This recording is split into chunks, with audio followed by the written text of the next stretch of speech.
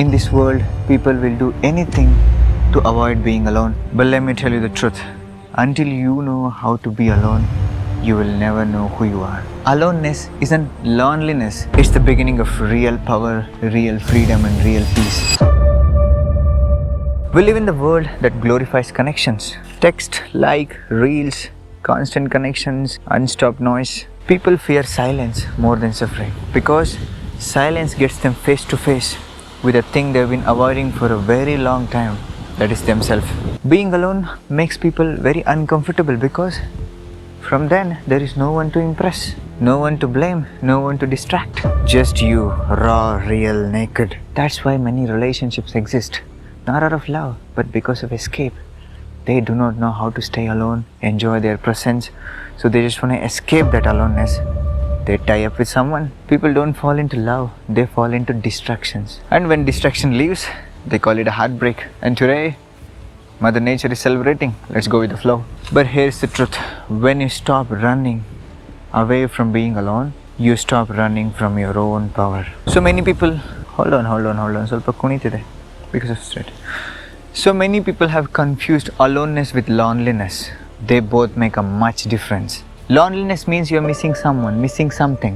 Aloneness means you're overflowing with the presence of you. There is a sacred difference. Loneliness makes you beg for attention. You need attention when you're lonely, but aloneness makes you glow with awareness. When you're aware, doesn't matter where you are, you'll glow. Even in crowd, you can feel lonely, but even in solitude, you can feel full if you're rooted in your being. So a great guru once said, you come alone, you go alone. If you learn to be alone, only then you'll know life at its totality. Rest all the time you're just trying to escape your aloneness by tagging yourself to things. Aloneness is not an isolation, it is an intimacy with the divine within you. You know, solitude is referred as the womb of awakening. Every mystic, any enlightened being, they didn't awaken in parties or relationship. They awakened in desert, forest, and caves. Why? Silence is where truth speaks, and noise is where ego survives. Your phone may and will show the whole world, but solitude will show the real you within. In solitude, your mind screams with loud noises, but if you sit enough, it calms down. That's the nature of the mind. In solitude, your emotions explode. You cry, you cheer, you blast out. But if you breathe through them, you'll heal. You'll notice slowly, you'll touch the dimension which is still. And beyond all of this, in deep aloneness, you touch that dimension within you, which was never born and which will never die. See, you're not missing anyone. You're missing yourself. I've seen many people asking me, why am I so empty when I'm alone?